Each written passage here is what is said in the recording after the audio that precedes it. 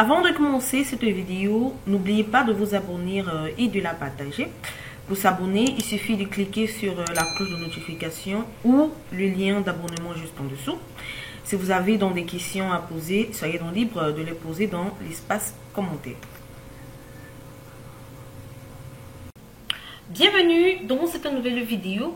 Nous allons voir l'importance de regrouper les années lors des regroupements par mois. Alors, bien que ce point ne soit pas immédiatement évident, il est quand même important de comprendre que si vous regroupez un champ de date par mois, vous devez également inclure l'année dans le regroupement. Alors, on va examiner cette feuille de calcul que j'ai appelée regroupement des années et des mois, où on a deux tableaux croisés dynamiques, où dans l'un, on a fait les regroupements uniquement avec les années et les mois, et dans l'autre, on a fait uniquement les regroupements pour les mois. J'utilise cette même base de données que la précédente, où j'ai le nom des clients qui sont regroupés par quantité, par revenu, par coût, et par catégorie également du produit. Voilà, et les zones par état, par région et par zone. Voilà cette base de données autant pour moi. Dans le premier tableau croisé dynamique, cela comporte tout simplement un champ de dates qui a été regroupé par mois et par année. Alors le mois dans la colonne A, comme vous pouvez le constater, dans ce premier tableau croisé dynamique, utilise les abréviations génériques telles que janvier, février, mars, avril jusqu'en décembre.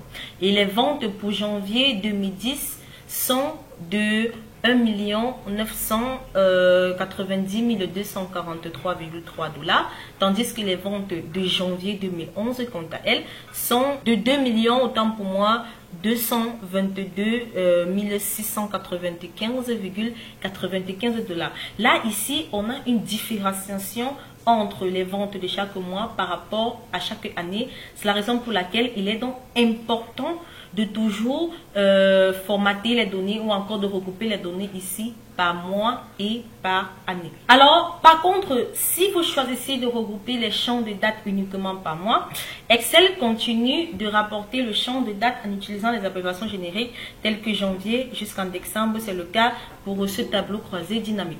Le problème est que les dates de janvier 2010 et de janvier 2011 sont cumulées et rapportent un ensemble pour janvier.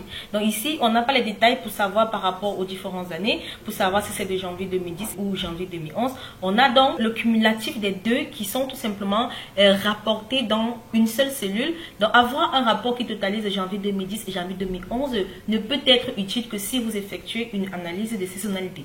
Donc dans toute autre circonstance, le rapport, comme vous pouvez le constater, montre tout simplement une vente, un revenu de 4 212 939 $,25.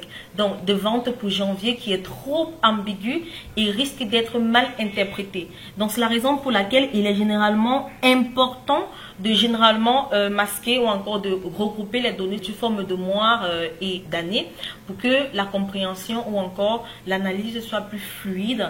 Donc pour éviter dans les rapports ambigus tels que celui présenté pour ce tableau croisé dynamique, il est toujours important d'inclure une année dans la boîte de dialogue au groupe lorsque vous effectuez un regroupement par mois. Donc voilà, c'était là pour vous montrer tout simplement la différence entre le fait qu'on inclut tout simplement l'année ou pas dans un regroupement. J'espère donc que vous avez aimé la vidéo. Nous allons nous retrouver très prochainement dans une nouvelle vidéo.